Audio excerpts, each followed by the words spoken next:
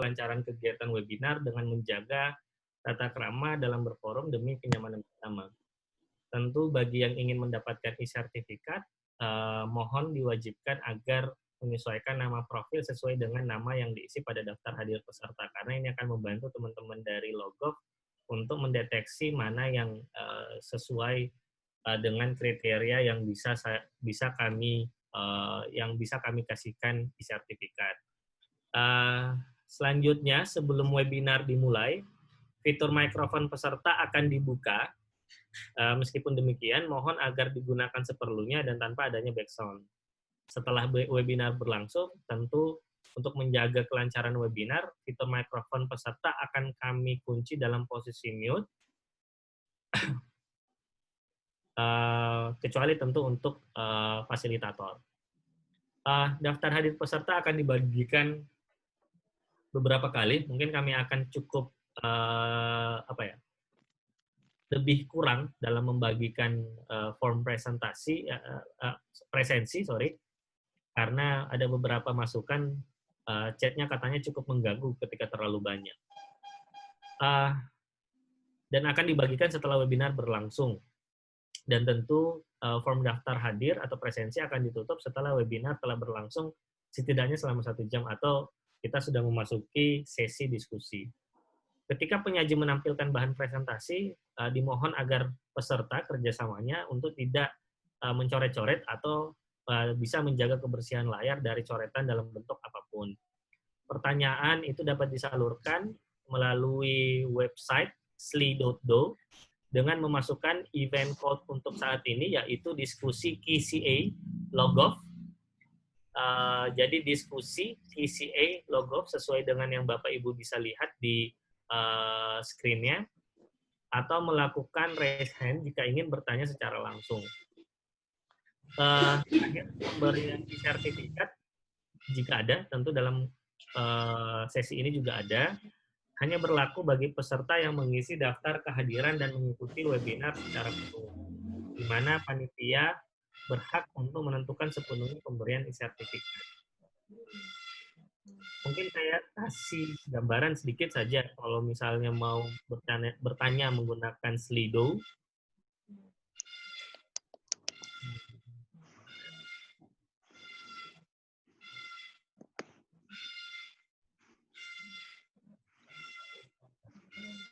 Jadi Bapak Ibu bisa masuk di sli.do, bisa lewat HP, bisa lewat smartphone, bisa lewat laptop, dan tinggal masukkan di home-nya, di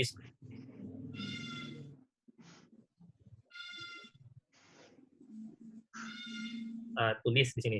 Jadi kalau sudah masuk, ini tanpa ada mesti, unstable. Jadi kalau sudah masuk, ini tanpa mesti ada login segala macam, Bapak Ibu sudah bisa menulis pertanyaan, dan dimohon agar bisa juga menulis namanya, biar kami bisa deteksi dari mana pertanyaan ini. Baik, itu saja mungkin dari saya. Untuk webinar rules, selanjutnya saya akan sedikit menginformasikan terkait narasumber kita.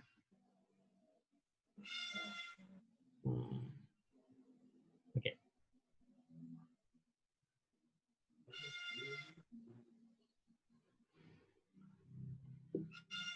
Ini ada sedikit informasi terkait narasumber kita untuk sesi 3 kali ini.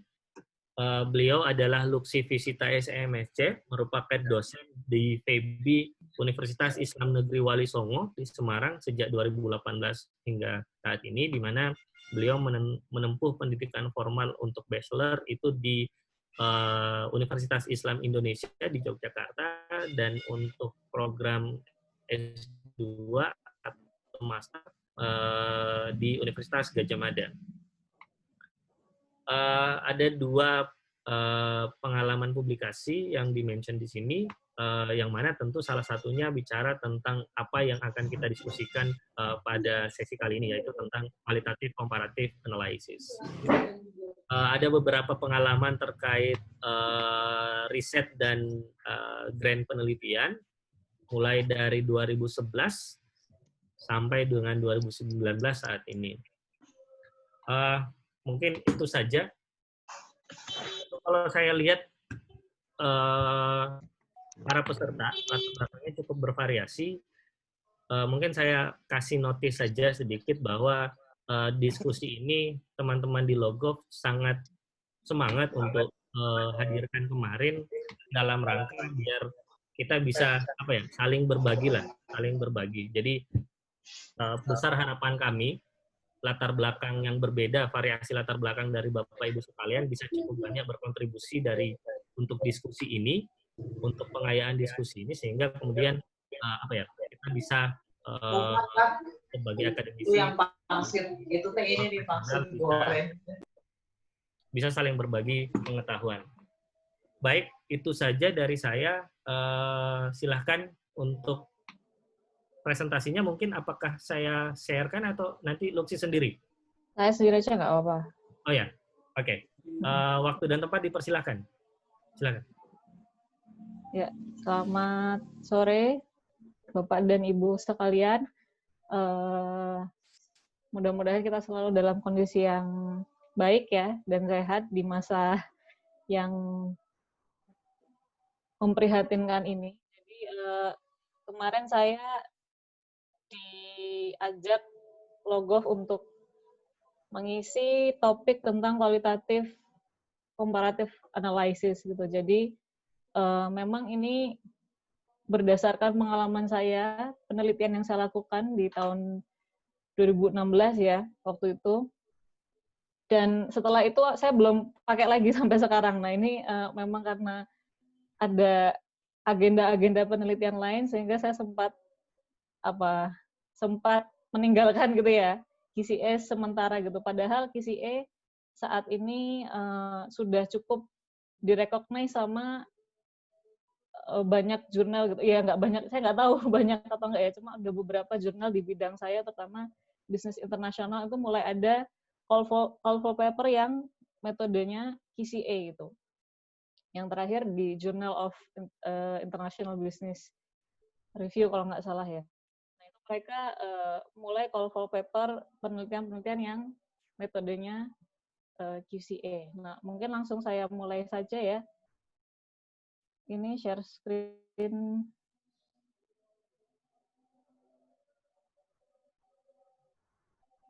Ya.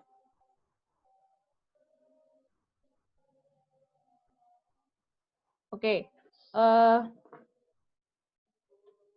Mohon maaf kalau suara saya sedikit terputus-putus itu, koneksinya memang agak-agak bermasalah, tapi saya coba untuk berbicara dan menjelaskan tidak terlalu cepat gitu. Dan juga terkait dengan judulnya pengenalan teknik QCE ya dalam riset keperilakuan, saya berupaya untuk menyampaikan konsep-konsep yang cukup penting dulu sebelum berbicara yang terlalu teknis gitu. Mungkin akan saya bahas teknis sedikit gitu, tapi tidak terlalu dalam, tidak terlalu banyak. Khawatirnya nanti malah membingungkan gitu. Jadi saya coba yang konseptualnya dulu. Oke, sebenarnya QCA itu adalah satu metode bagian dari analisis konfigurasian gitu. Kalau yang sebelum QCA itu ada namanya riset tipologi dan analisis cluster. Nah, ini cukup ya tidak lama juga gitu, tidak terlalu lama gitu, tapi jarak antara yang pertama dengan yang kedua ini QCA ini adalah analisis konfigurasian yang lebih baru, tidak terlalu jauh gitu. Nah, apa sih sebenarnya perbedaan QCA dengan katakanlah saya di sini kemungkinan akan lebih banyak membandingkan dengan regresi ya, karena kita kan mayoritas banyak sekali dari kita yang umumnya yang kita ketahui pertama itu kalau kuantitatif adalah regresi. Nah ini mungkin akan lebih banyak saya bahas bandingan di situ. Jadi mungkin bisa dipertimbangkan gitu ya. Sebenarnya teknik QCA itu adalah teknik analisis data melalui mekanisme kesimpulan logis dan rangkaian data. Itu berbeda dengan statistik regresi. Kalau regresi itu berbicara tentang probabilitas. Kalau QCA itu adalah kesimpulan logis. Nah, ini dikembangkan oleh Ragin ya, Profesor Ragin tahun 87, beliau itu sosiolog di University of Arizona, dan itu masih dipakai oleh cukup banyak peneliti sampai sekarang. Nah, hari ini tulisannya nggak kelihatan. Sorry ya. Oke, saya lanjutkan ya. Apa yang dimaksud dengan konfigurasian di sini? Konfigurasian ini pada intinya adalah bagaimana suatu konfigurasi variabel itu berasosiasi satu sama lain yang itu kemudian bisa memunculkan outcome tertentu.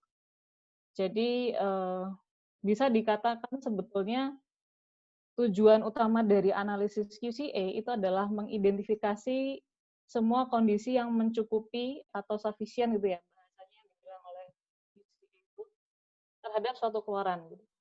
Jadi bisa dikatakan sebenarnya QCA itu tidak melihat probabilitasnya gitu, tapi yang dilihat adalah konfigurasi kira-kira kondisinya tuh apa saja sih yang bisa mencukupi sehingga keluarannya itu outcome-nya itu variabel Y-nya seperti ini gitu. Jadi kurang lebih sederhananya seperti itu bahasa sederhananya.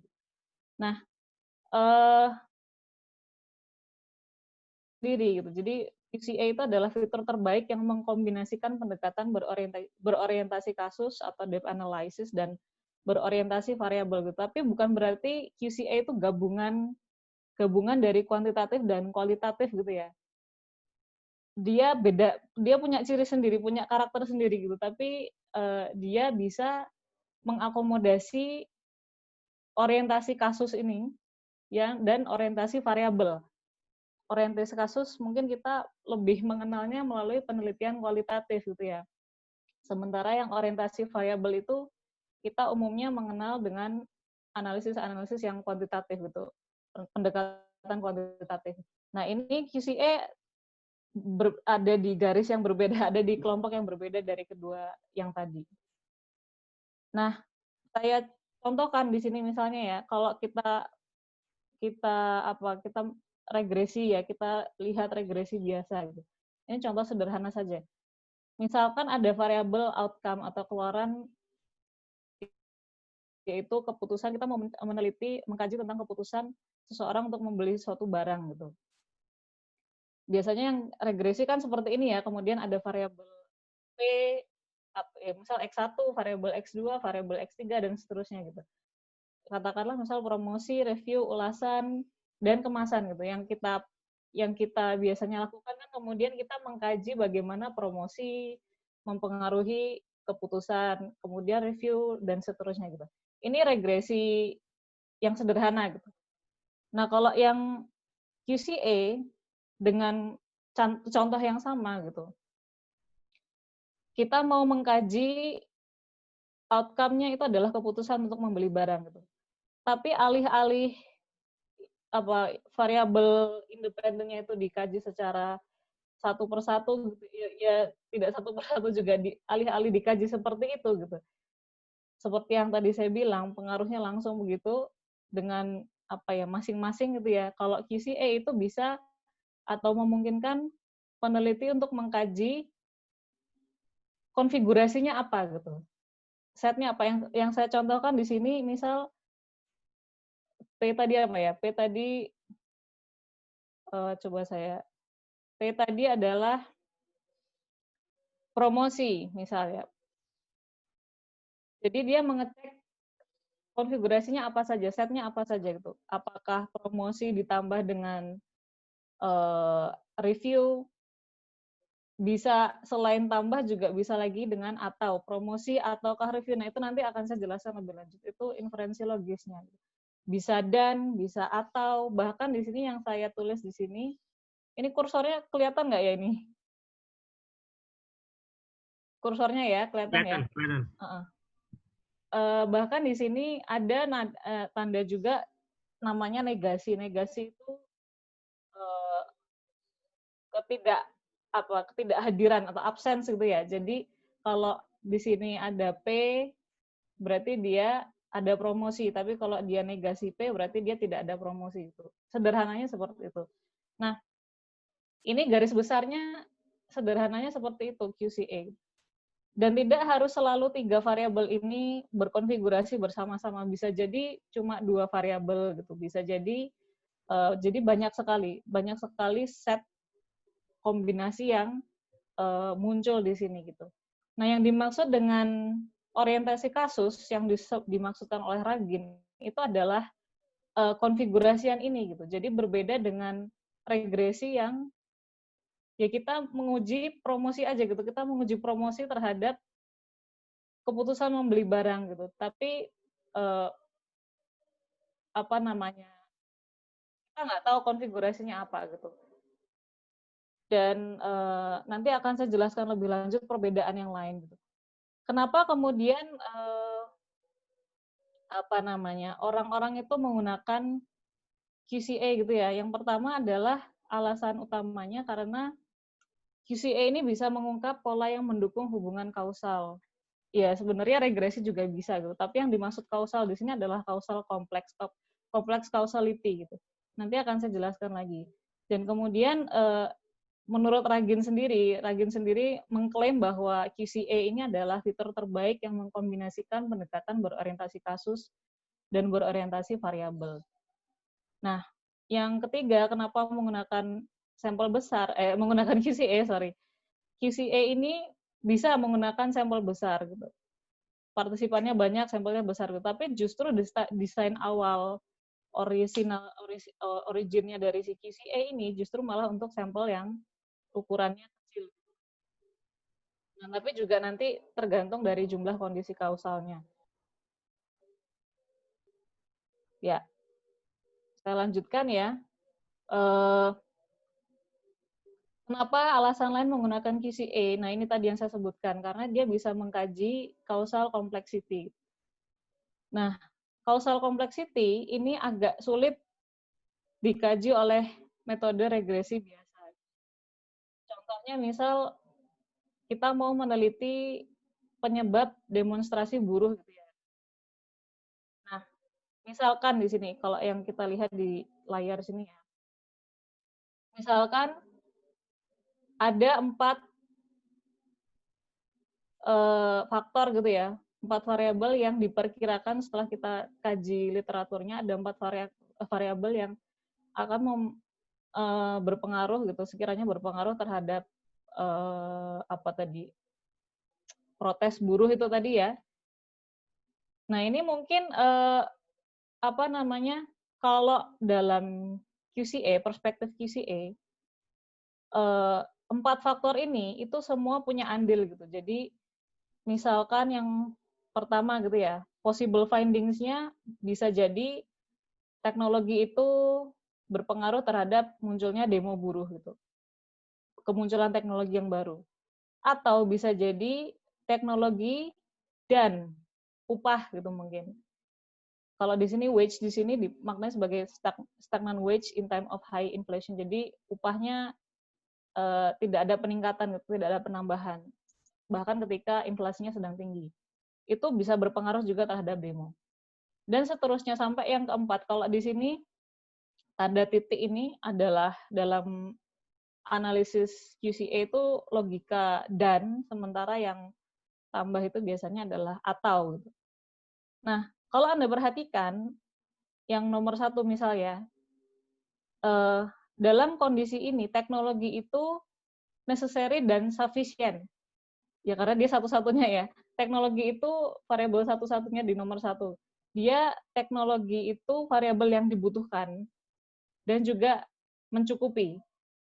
Dibutuhkan dan juga mencukupi. Dan sementara di yang kedua, kondisi kedua, finding yang kedua, itu teknologi karena dia teknologi yang kedua itu bisa jadi dibutuhkan tapi tidak cukup gitu, karena dia butuh variabel lain, yaitu adalah upah di sini. Finding yang ketiga itu adalah teknologi atau upah. yang bisa memengaruhi demo buruh gitu. Di sini teknologi itu sufficient, tapi nggak necessary gitu. Jadi dia cukup, gitu, tapi tidak wajib ada, tidak harus ada gitu. Sehingga bisa jadi keluarannya itu adalah teknologi atau wages atau upah. Dan yang terakhir di sini yang lebih kompleks gitu ya, seperti ini teknologi dan upah atau overtime dan outsourcing. Nah, di yang nomor 4 ini justru malah teknologi ini tidak menjadi variabel yang bukan variabel yang necessary dan juga bukan variabel yang sufficient gitu. Nah, itu adalah possible findings dari perspektif atau logika dari QCA. Nah, ini yang seperti ini yang saya sebutkan jelaskan tadi itu tidak bisa ditangkap oleh statistik regresi biasa gitu. Maka kemudian muncullah ya ini QCA ini. Nah, ini yang saya jelaskan tadi gitu. Jadi kenapa alasan lain menggunakan QCA itu karena dia bisa mengungkap kondisi inus atau kondisi causal conditions yang insufficient tapi necessary gitu. Beda dengan regresi yang prinsipnya itu adalah net effect gitu. Kalau net effect di sini dimaknai sebagai efek variable independen atau prediktor terhadap outcome, itu kadang-kadang harus kita kontrol, kadang-kadang harus kita eliminasi gitu, sehingga hasilnya itu secara statistik terdukung gitu, secara probabilitas, secara statistik terdukung gitu. Nah, tapi kalau di QCA itu tidak seperti itu. Kalau menurut pandangan saya itu ya, QCA itu melihat seperti semua variabel itu punya peran gitu. Semua variabel itu tidak ada yang tidak berguna gitu. Maka kemudian dia bisa muncul model yang seperti ini gitu, yang inus ini. Nah, kemudian ini masih di judul slide yang sama ya, kenapa menggunakan QCA? Karena dia cocok untuk mengidentifikasi kombinasi konfigurasi dari suatu kondisi kausal. Jadi kuncinya adalah causes di sini, jamak ya, S di sini yang saya kasih merah-merah ini. Sementara analisis regresi itu tidak maksimal untuk menguji interaksi variabel independen yang jumlahnya melebihi 2. Maksudnya bukan seperti interaksi moderasi ya. Maksudnya kalau regresi itu kan ya satu variabel kemudian dia diuji sendiri gitu.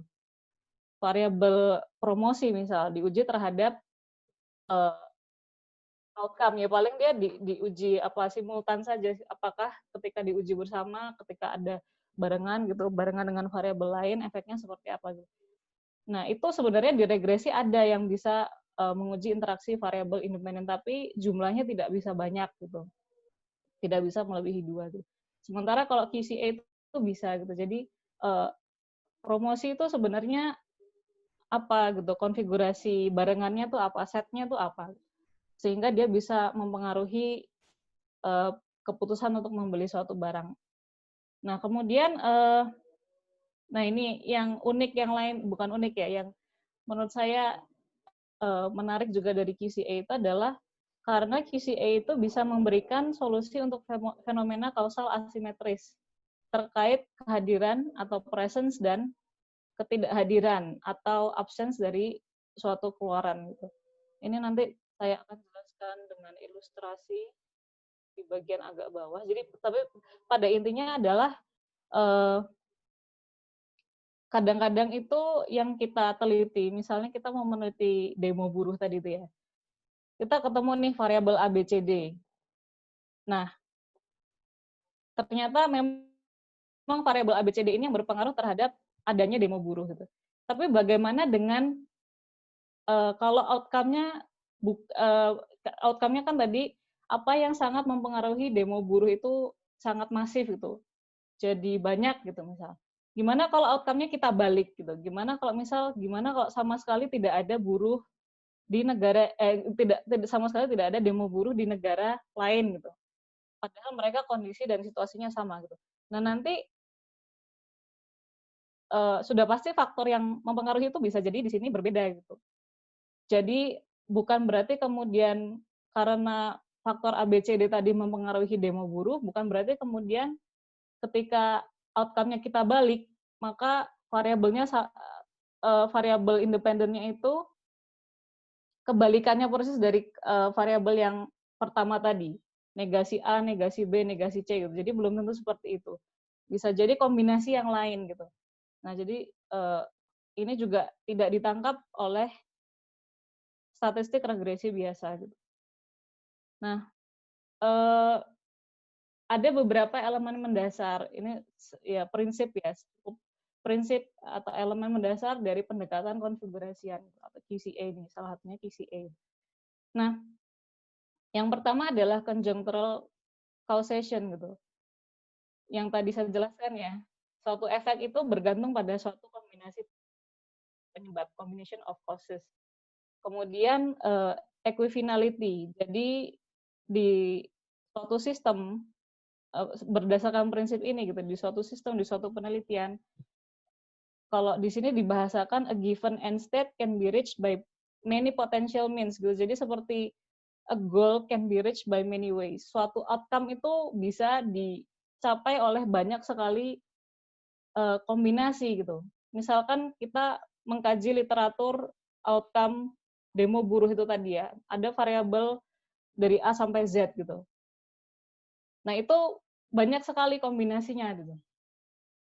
Setnya seperti apa? Konfigurasinya dari A sampai Z itu mana yang berpengaruh terhadap jumlah demo buruh yang terjadi di negara ini?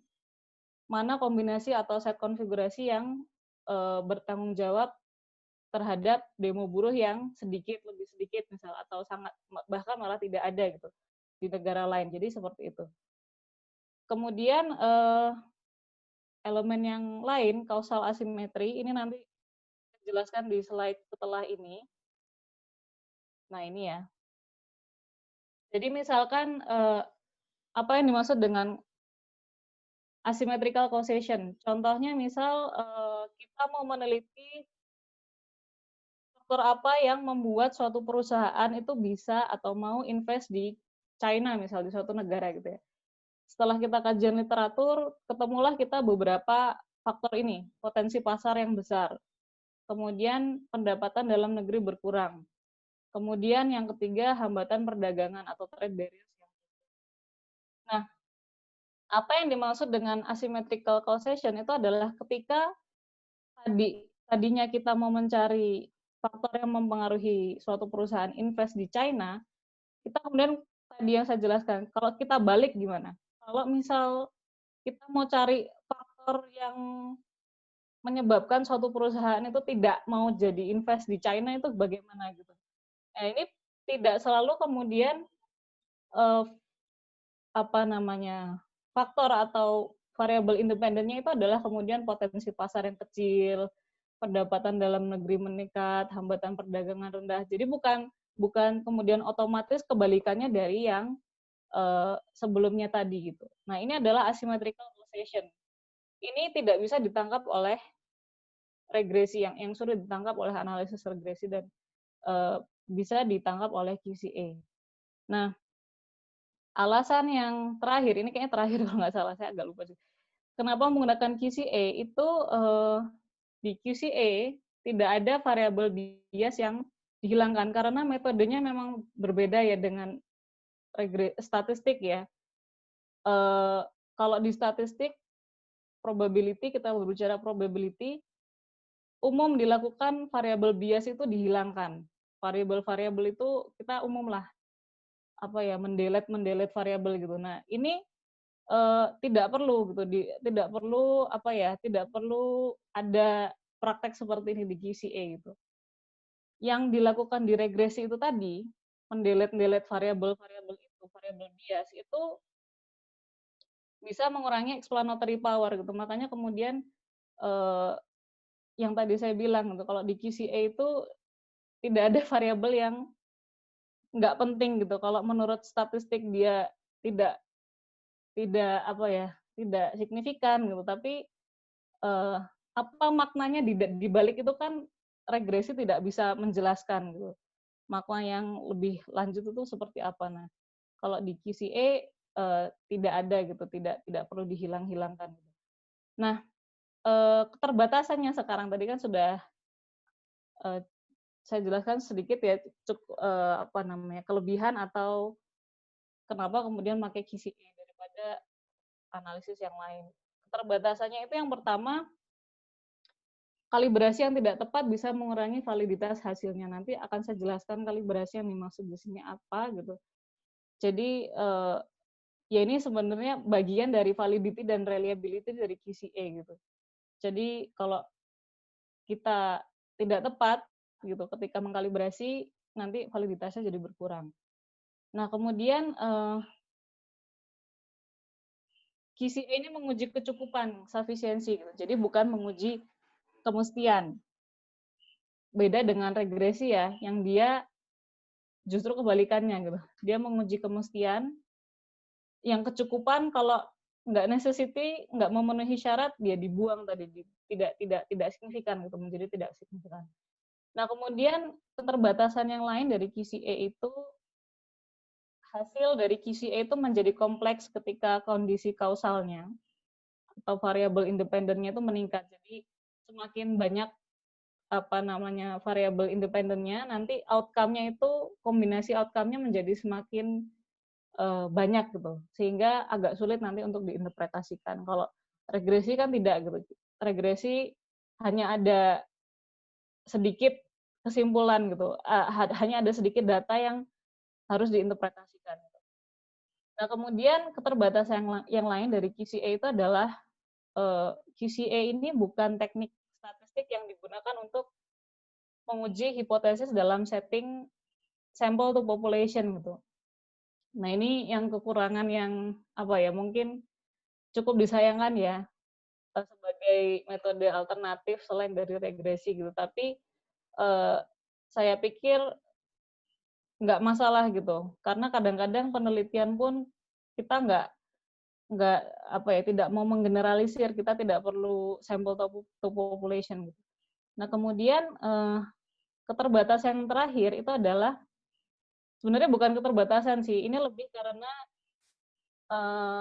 kadang-kadang kita terbiasa dengan metode regresi, metode statistik itu kita belum familiar gitu. Jadi merangkai hipotesis tentang konfigurasi dari kondisi kausal itu memang agak cukup sulit, terutama bagi kita yang sudah terbiasa lama sekali meneliti dengan regresi dan dengan metode statistik gitu. Jadi kadang-kadang peneliti itu tidak memiliki pengalaman cukup untuk merangkai skenario kompleks yang menggambarkan bagaimana suatu konfigurasi bisa memunculkan outcome tertentu. Jadi seperti kajian literaturnya itu memang apa ya,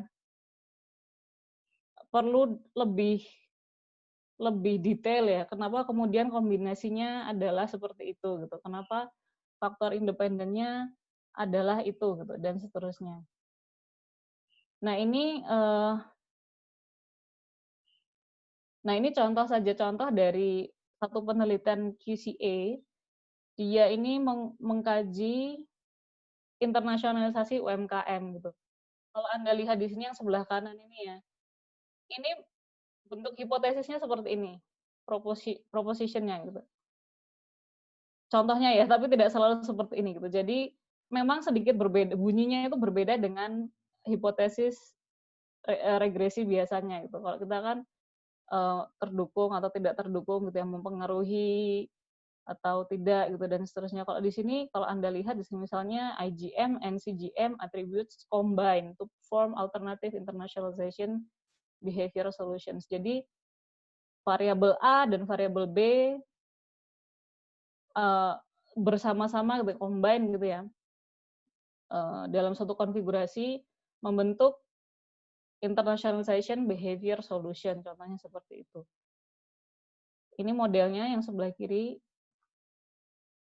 Nah, itu tadi konsep yang dasarnya ya dari QCA. Sekarang mungkin saya akan membahas sedikit steps-nya itu bagaimana. Nah, ini yang saya sempat agak bingung apakah harus dibahas saat ini atau tidak gitu. Tapi ini sudah saya eliminir yang terlalu teknis, jadi saya akan menyampaikan yang cukup konseptual saja gitu ya. Yang pertama itu adalah identifikasi case yang relevan dan dan causal conditions-nya apa atau variabelnya apa. Yang kedua, construct dataset. Ini nanti akan saya jelaskan satu-satu. Yang ketiga adalah test for necessary conditions. Kemudian construct truth table dan resolve contradictions, analyze truth table. Kalau Anda lihat di sini ya, ini intinya adalah menganalisis hasil gitu. Kemudian sama sebenarnya ada prosesnya mirip dengan regresi biasa Anda, kajian literatur dulu, kemudian mencari pengukurannya, measurement-nya, bikin survei gitu. Kemudian setelah dapat surveinya di input gitu, misal ke SPSS dan seterusnya gitu. Kemudian setelah dapat resultnya dianalisis gitu. Ini ya mirip, intinya adalah seperti itu. Cuma bedanya nanti di di detail-detailnya gitu. Nah, yang step pertama yang tadi yang identifikasi relevant cases dan causal conditions itu kurang lebih sama dengan kuantitatif regresi biasa gitu ya. Ada kajian teori, coba mungkin kalau di regresi kita terbiasa mencari kajian-kajian yang itu bisa mendukung hipotesis kita yang pengaruh gitu ya, pengaruh X ke Y gitu. Kalau ini tidak selalu seperti itu. Kadang-kadang kita harus sampai mengkaji yang aspek-aspek yang tidak mempengaruhi gitu. Ini tidak mempengaruhi juga gitu. Nah, itu bisa saja dimasukkan juga ke dalam model penelitian QCA gitu. Nah, menentukan variabel sama gitu.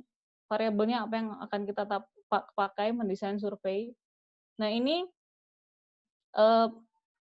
kemudian peneliti itu mengidentifikasi kondisi yang bisa menunjukkan outcome. Jadi Anda kalau di QCA itu biasanya ada dua hal yang harus dicari gitu. Yang pertama ketika outcome-nya positif, dan yang kedua ketika outcome-nya negatif atau negasinya tadi gitu. Jadi ketika outcome-nya itu banyak demo, faktornya apa kira-kira? Ketika tidak ada demo, nah itu kira-kira faktornya apa gitu. Karena kalau yang saya lihat itu sepaket gitu ya kalau dalam QCA gitu. Jadi kalau Anda mengkaji yang positifnya, Anda juga harus mengkaji negatifnya apa gitu. Nah, yang kedua kemudian setelah itu, ini contohnya gitu. Ini contohnya adalah misalkan saya ilustrasikan di sini, kita mau mengkaji negara yang masyarakatnya melakukan protes atau demo terhadap kebijakan IMF gitu. Nah, ini kita ketemu ini, misalnya Peru, Argentina, dan Tunisia gitu. Ini mereka negara-negara yang pada demo gitu, terhadap kebijakan IMF. Ini kita sebut dengan positive cases. Nah, kita juga identifikasi negara-negara yang juga terkena kebijakan IMF tapi tidak melakukan demo gitu. Ini kita sebut dengan negative cases di QCA. Contohnya misal Meksiko dan Costa Rica gitu. Nah, ini nanti kan kita kemudian mengecek di Argentina, Peru, dan Tunisia ini karakternya apa kira-kira yang bisa menjelaskan kenapa kok di sana ada demo gitu. Ini yang kajiannya gitu, kajian literaturnya. Nah, sementara yang Meksiko dan Costa Rica juga kita kaji gitu, kenapa kira-kira kok mereka bisa tidak banyak demo gitu. Nah, kemudian setelah itu, ini contoh masih lanjutan contohnya gitu. Contohnya misal dari temuan dari kajian yang positive cases tadi, kita ketemu nih beberapa variabel yang kiranya berpengaruh terhadap demonya mereka itu. Misalkan tingkat hutang, living conditions gitu misal ya. Ada consumer prices, mobilisasi politik, korupsi, union strength, serikat pekerja, trade dependence, dan seterusnya, urbanization, dan seterusnya. Nah, di level ini, ya sama seperti regresi juga ya, peneliti harus punya knowledge dan insight untuk menduga, contohnya saya contohkan di sini, sebentar ya. Di level ini peneliti harus punya knowledge dan insight untuk menduga ini trade dependence ini tinggi dan investment dependence ini juga tinggi, mungkin sifatnya substitusi gitu. Nah, maka kemudian nanti kita berikan logika OR. di antara dua variabel ini. Nah, ini yang membedakan, salah satu yang membedakan QCA dengan regresi gitu. Jadi juga berpengaruh knowledge dan insight-nya dari si peneliti tentang penilaian kita terhadap faktor independen ini bisa disederhanakan nggak gitu? Bisa nggak dia dibuat logika atau bisa nggak dia dibuat logika dan gitu misal. Itu penting gitu. Nah, kemudian langkah kedua setelah kita selesai ya beres dengan kajian literaturnya, kita construct dataset. Ini maksudnya sebelum itu sebenarnya kita cari data dulu ya, seperti biasa kita cari data. Datanya ini kalau yang saya lihat ada yang pakai Likert, ada yang pakai survei biasa, ada yang mohon maaf suaranya kedengeran nggak ya? Hujan deras di sini. Dengar lancar. Kedengeran ya? Ya. Jelas kok. Datanya itu bisa survei Likert, bisa juga misal PDB langsung rasio gitu ya, rasio suatu negara, rasio PDB satu negara atau apalah itu boleh itu. Nah, cuma nanti data yang kita dapatkan ini kita ubah ke dataset namanya. Atau kita sebut dengan teknik kalibrasi data gitu. Nah, set ini sebenarnya bukan variabel gitu. Cuma set ini itu adalah nilai yang merepresentasikan tingkat, kalau di sini kalau disebutkan Ragen itu membership, dia bilang membership dari kondisi tertentu gitu. Jadi ada dua jenis set ya kalau di QCA itu, ada yang Chreset dan ada yang fuzzy set. Yang Chreset itu binary gitu. Nanti saya contohkan maksudnya bagaimana gitu ya, binary, dan yang fuzzy set itu interval antara 0 sampai 1. Nah, yang 1 itu adalah kasus dengan membership, sementara yang 0 itu adalah kasus yang non-membership. Nanti akan saya tunjukkan contohnya. Misalnya di sini ya, tadi kita berbicara tentang faktor yang mempengaruhi keputusan pembelian suatu produk. Ada review suatu produk, ada promosi gitu. Dia ada nggak gitu review produknya gitu. Kalau ada, dia nanti nilainya 1 gitu. Kalau tidak ada, nilainya 0 gitu. Kalau promosi gimana gitu? Ada nggak? Kalau ada 1, kalau tidak ada 0 gitu. Nah, ini sederhananya ilustrasinya seperti itu. Penentuan skor membership dari hasil kalibrasi.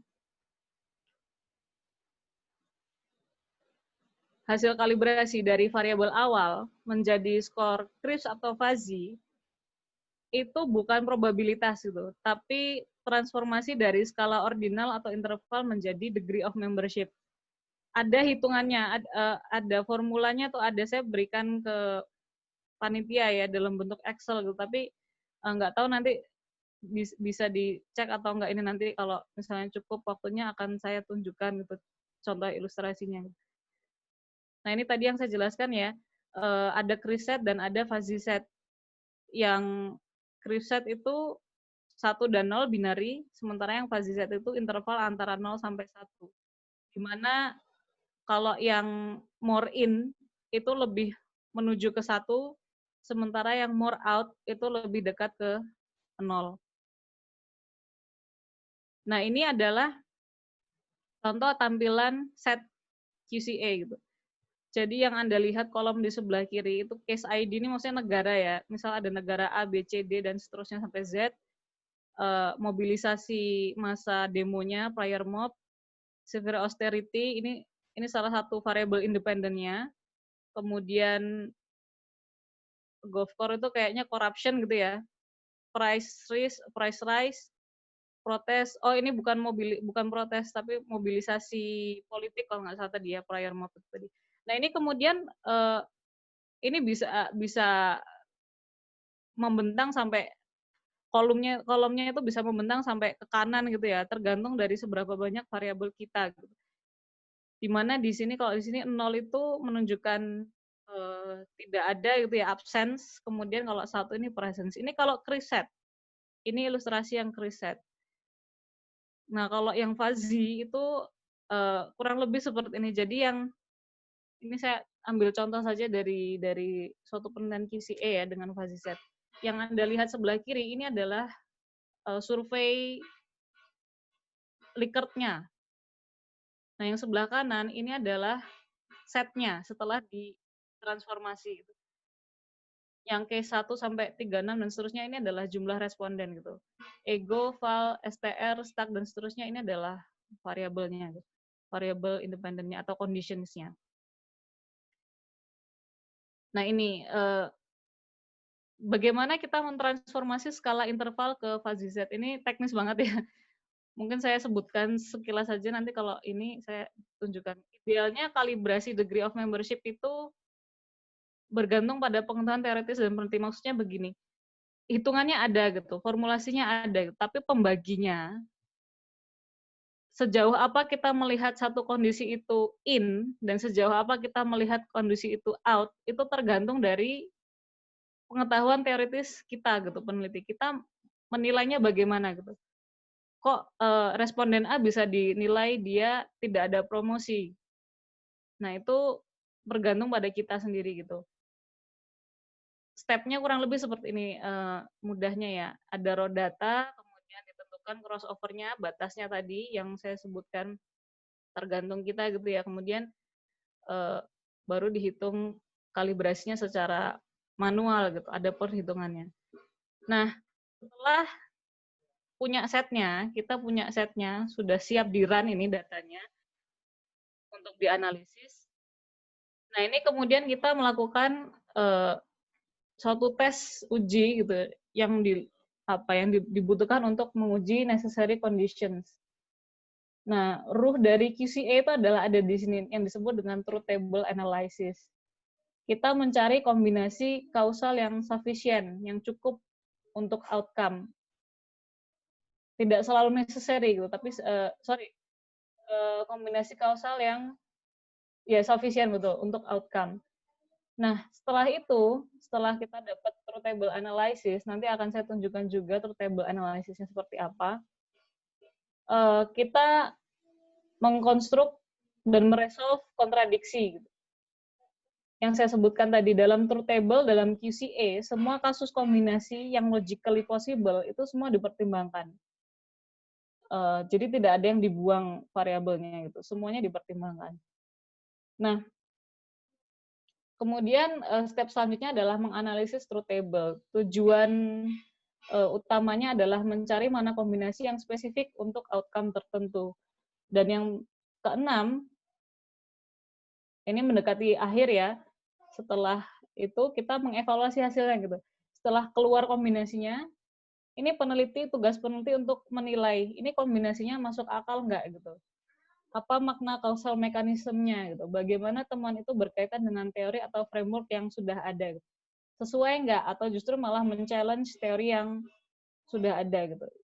Ya sama ya, agak mirip dengan ya sama seperti regresi statistik biasa gitu. Nah, yang terakhir ini yang cukup membedakan QCA dengan regresi, kita melakukan analisis berulang untuk outcome yang negation, untuk outcome yang absence. Jadi contohnya di sini ya, saya berikan contohnya. Misal kita mau mengukur kinerja organisasi, faktor yang memungkinkan kinerja yang tinggi itu tidak selalu tidak muncul dalam fenomena kinerja yang rendah gitu. Bisa jadi juga muncul atau betul-betul variabel independennya itu berbeda semua gitu. Jadi kita repeat analysis untuk outcome yang negation gitu. Nah, kemudian kita ngeceknya gimana nih kalau di regresi kan kita punya misalnya validity dan reliability gitu. Untuk koefisien juga gitu ya untuk mengecek apakah dia itu memang hasilnya bagaimana gitu. Hasil solusinya itu nanti dicek dari dua hal, yaitu konsistensi dan coverage. Ini kalau nggak salah dalam persentase ya, dalam persentase.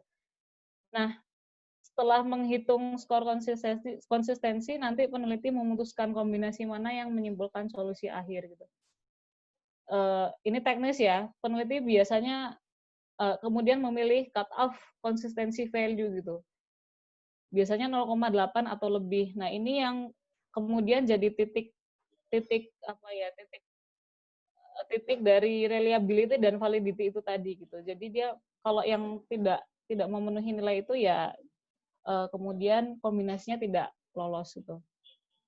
Nah, kombinasi dengan skor konsistensi tertinggi itulah yang kemudian mengindikasikan pathways atau set yang menghasilkan outcome yang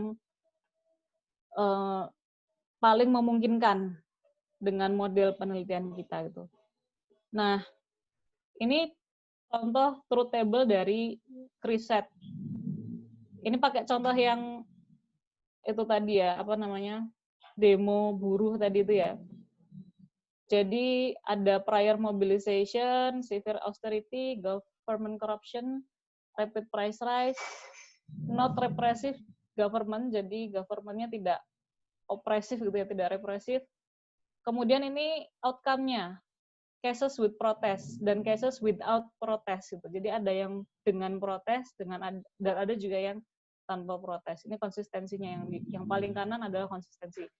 Nah, truth table yang di atas ini menunjukkan bahwa mobilisasi massa, prior mobilization, severe austerity, government corruption, dan non-repressive government itu tetap bisa memunculkan kasus protes gitu. Di sini tidak peduli ada kenaikan harga atau tidak gitu. Di sini kan Anda lihat harganya kenaikan harga itu bisa jadi absence atau presence gitu. Tapi di dua kondisi ini kalau Anda lihat protesnya masih tetap ada gitu. Jadi protes itu tetap akan muncul, baik itu ada rapid price rise atau tidak. Nah, ini yang contoh Kriset gitu. Ini apa? Pengukuran konsistensi analoginya kalau di regresi itu koefisien korelasi gitu ya. Kalau coverage ini analoginya koefisien determinan atau R2. Contohnya R2 gitu. Ini teknis ya kalau ini ya, yang direkomendasikan Ragin model ideal itu ada konsistensi di atas 0,74 dan coverage-nya antara 25% sampai 60%. Nah, kalau yang ini tadi adalah contoh truth table dari Kriset. Kalau yang ini saya tunjukkan beberapa contoh truth table dari fuzzy set gitu. Jadi kita ngeceknya dari solution coverage sama konsistensi. Kita pilih yang sudah memenuhi syarat ini tadi. Kalau konsistensinya di atas 0,74 dan coverage-nya di antara 0,25 dan 0,65, maka itulah set yang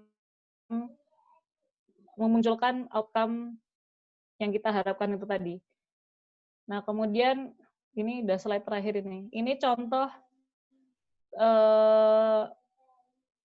solusi dan pathway untuk QCA. Di sini fuzzy gitu. Kalau di sini ini bacanya variable independennya ada di sebelah kiri ini. Jadi ada egoistic driver motives, value driver motives, dan seterusnya. Outcome-nya itu ada 4 ini ya. Ada WOM, resilience to negative information, retailer equity, CSR skepticism. Dan nanti di dalamnya ini tuh ada buletan-buletan gitu ya. Ada yang hitam, ada yang putih, ada yang seperti tanda 0 dicoret. Ini kalau yang black circle, lingkaran hitam, tapi tidak selalu, ya biasanya seperti ini sih, umumnya bentuknya seperti tampilan QCA gitu. Black circle ini menunjukkan very high presence of a condition. Jadi sangat ada gitu ya, presence. Dan kemudian yang white ini, yang putih ini menunjukkan low presence. Yang large itu menunjukkan, yang besar menunjukkan core necessary condition of presence. Yang kayak 0 dicoret ini not necessary gitu. Blank space in a pathway don't care gitu. Kalau yang centang seperti ini indicates The respective findings presented, ini penelitian lain. Ini dia mengkombinasikan, dia melakukan satu penelitian tapi dua metode. Nah ini bacanya kurang lebih seperti ini. Jadi egoistic dan driven motives ini dia harus ada, bukan harus ada, dia presence untuk CSR skepticism gitu. Baik di percobaan 1 dan percobaan kedua. Ini jumlah percobaannya berapa tergantung dari apa ya? Kalau di sini disebutkannya itu ada 3 jenis analisis yang bisa dipakai di QCA. Ada yang kompleks, parsimonius, dan satu lagi saya agak lupa apa. Itu tergantung itu berapa kali di run gitu ya. Nah, ternyata dari 2 kali ngeran itu egoistic driven motives ini sama-sama presence ada gitu. Maka kemudian conclusion-nya adalah egoistic driven motives ini adalah ada gitu core necessary condition, penyebutannya kurang lebih seperti itu. Core necessary condition untuk CSR skepticism dan seterusnya sampai variabel-variabel yang selanjutnya dan outcome yang selanjutnya. Ya. Ini ada contoh lain. Ini udah penelitian yang berbeda lagi ya. Tapi tampilannya kurang lebih sama, dia pakai penyajian hasilnya tuh pakai dots gini. Ada yang hitam, ada yang putih, ada yang tidak ada tandanya gitu ya. Ya. Mungkin itu untuk materinya dari saya. Saya kembalikan ke moderator. Oke, terima kasih Mbak Lucy.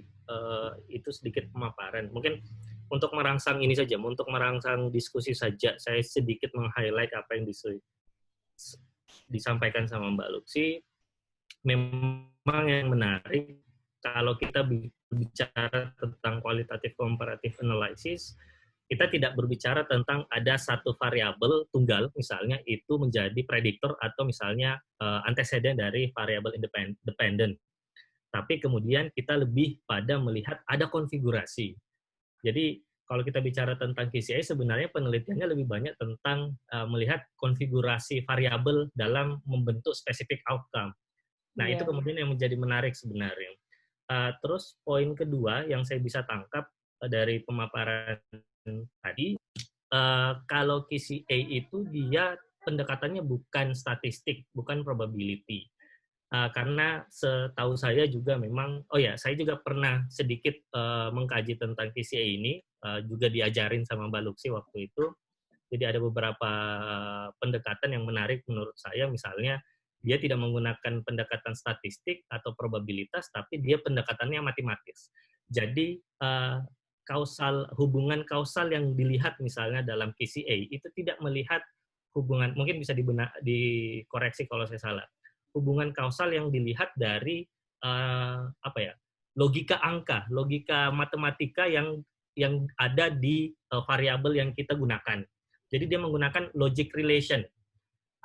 Berbeda pendekatannya dengan statistik yang dia melihat probability dari variasi variabel yang kita gunakan. Nah, ini kemudian menjelaskan kenapa sebenarnya KCA menurut saya itu cukup fleksibel. Jadi cukup fleksibel itu misalnya kita mau ngambil variabel itu cukup umum saja. Variabel kualitatif langsung kita kuantifikasi tanpa mesti ada serangkaian uji dulu untuk menjadikan variabel kualitatif ini menjadi variabel kuantitatif misalnya.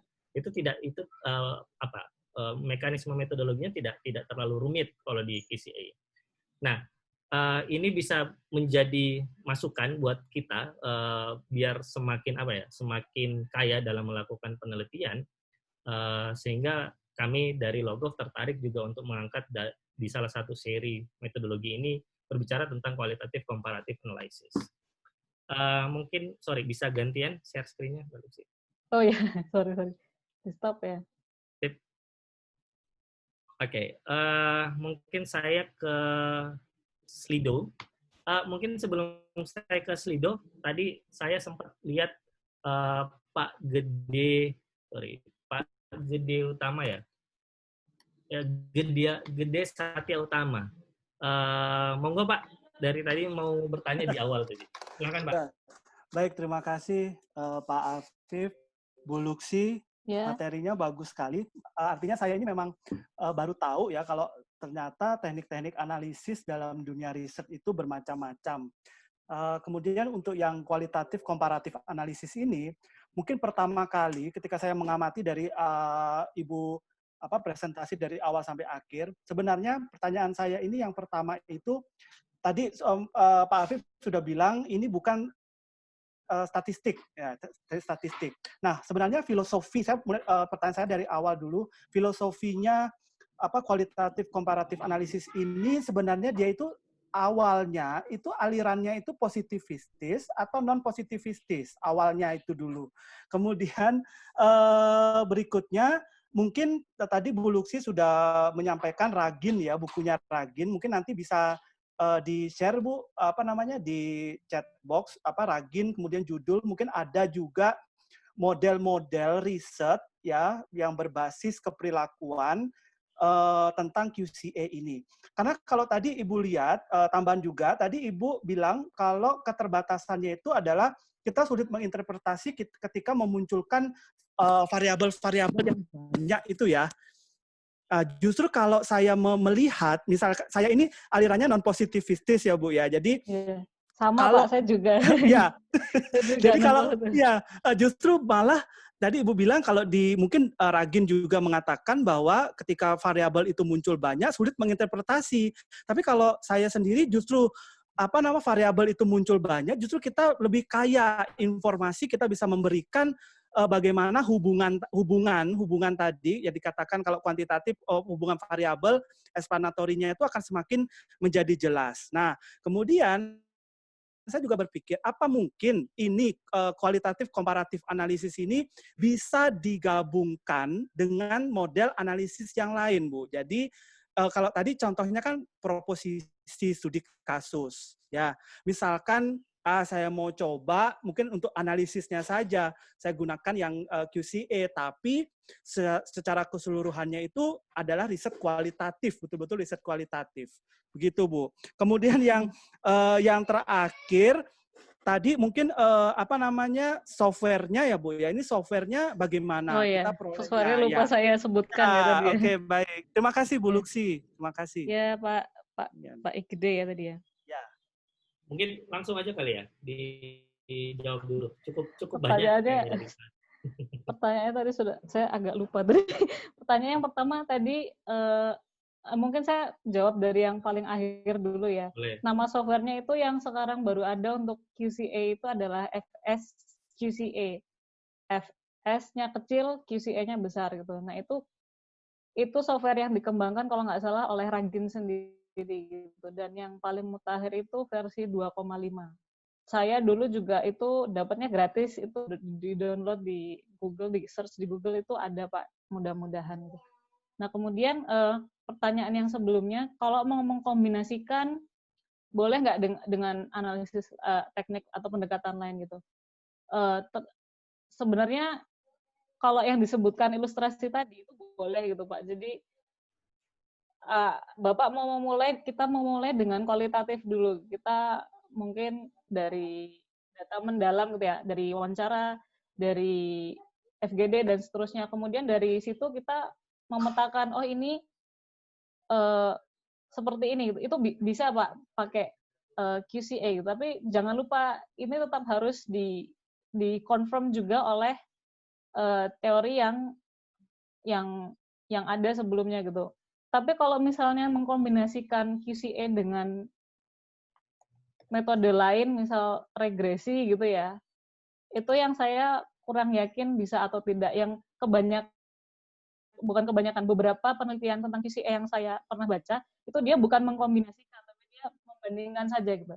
Jadi dia satu penelitian, metodenya dua yang dia run. Yang pertama dia pakai regresi atau pakai kualitatif, kemudian metode yang selanjutnya dia seperti mengkonfirm gitu, dia mengecek ulang dengan menggunakan metode QCA gitu. Jadi yang saya saksikan kurang lebih yang seperti itu. Kalau yang pertanyaan kedua tadi apa ya? Positivis. Pertama ya, pertanyaannya ada berapa tadi? 3 ya? Nah, yang positivis tadi. Oh iya. Dia masuk mana nih? mazhabnya? Iya. Ini Kalau berat nih, ditanya, pertanyaan mazhab. iya ini berat nih. Positivis atau non positivis ya? Eh,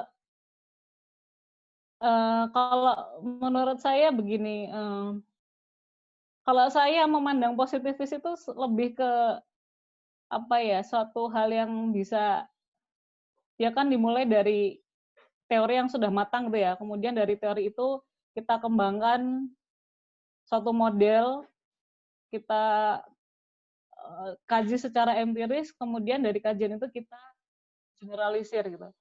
Tapi kalau kita lihat beberapa karakter KISI yang saya jelaskan tadi ya nggak masuk amat gitu ke positivis gitu. Jadi kalau saya melihat sih sebenarnya lebih ke pendekatan non positivis gitu ya. Tapi kemudian dia ini memberikan kemudahan yang berorientasi variabel itu tadi gitu. Jadi kalau kualitatif pendekatan non positivis itu kan tidak selalu ada gitu ya. Pendekatan variabel itu tidak selalu ada gitu. Tapi kalau di QCA ini dia bisa menggunakan pendekatan variabel gitu.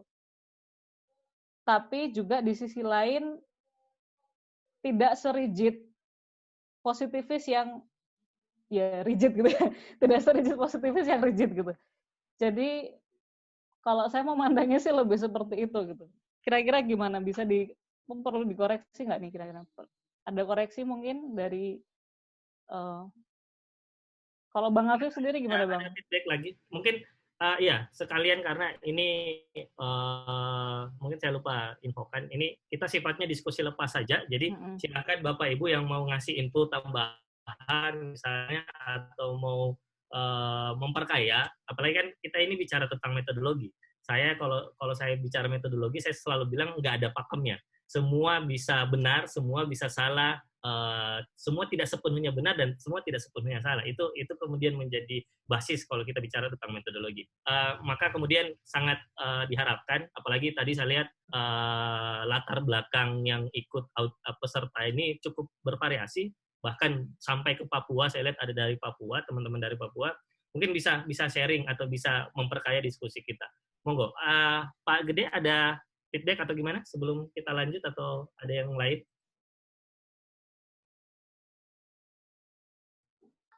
Ya, yang satu lagi itu yang justru variabel yang banyak itu justru bukannya akan semakin memperkuat. Tapi kalau untuk dasar untuk non positivitis saya rasa setuju itu kalau ke variabel yang banyak. Tapi kayaknya kalau itu memang dari pendapatnya Ragin, itu mungkin kayaknya kita harus lebih eksplor lagi kenapa kok dia bilang justru kemungkinan konfigurasinya itu semakin banyak justru semakin sulit. Itu yang rasanya kalau saya sendiri masih belum sependapat untuk itu. Dari pandangan saya begitu, Bu. Oke, langsung. Gimana? Langsung. Ya itu terkait dengan konfigurasi yang justru semakin banyak gitu ya. Kalau menurut saya begini Pak, memang justru analisisnya lebih mendalam gitu, tapi nanti terlalu apa ya, kalau saya lihat terlalu yang pertama dia terlalu tersebar luas, terlalu diverse gitu ya Pak, yang pertama gitu. Nanti jangan-jangan semuanya jadi bisa ini ya, bisa kombinasinya semuanya dimasukkan kan juga kayaknya tidak efisien dan belum tentu efektif juga gitu. Itu yang pertama. Yang kedua, kenapa kemudian harus ada penyederhanaan hasil itu tadi ya, penyederhanaan konfigurasi di akhir itu juga sebenarnya terkait dengan validity dan reliability-nya tadi gitu. Jadi ada beberapa set konfigurasi yang terpaksa harus kita istilahnya kita tidak masukkan gitu ya, karena dia tidak masuk ke konsistensi dan coverage. Tapi kan bukan berarti, tapi kan variabelnya masuk semua di situ, masih ada di modelnya itu. Hanya saja mungkin dia detailnya itu berbeda, apakah dia negasi atau bukan negasi gitu. Dia and atau or gitu. Tapi secara prinsip ada di situ gitu, variabel independennya semua. Berbeda dengan istilahnya ya regresi itu tadi ya, yang kemudian ada variabel yang harus kita buang, harus kita delete gitu, dan seterusnya gitu. Kalau menurut saya sih seperti itu Pak. Jadi pertimbangannya lebih karena dua tadi itu tadi. Karena kalau untuk memunculkan, menganalisis semua itu terlalu diverse.